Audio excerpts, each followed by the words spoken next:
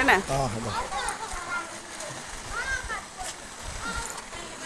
சரஸ்வதி நதி பாயிற இடம் கோட்டீஸ்வர் பேர்.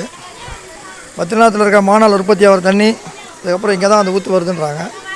இங்கே உற்பத்தி ஆகிற தண்ணி மறுபடியும் இங்கேயே வந்து கீழே போயிடுது. மறுபடியும் அந்த அந்தர்வாகினியாக போயிடுது, மேலே கீழே போயிடுது. கோட்டீஸ்வர் பேர், சரஸ்வதி நதி உற்பத்தி ஆகிற இடம் பாருங்க. நூற்றி நான் புல் வீடியோ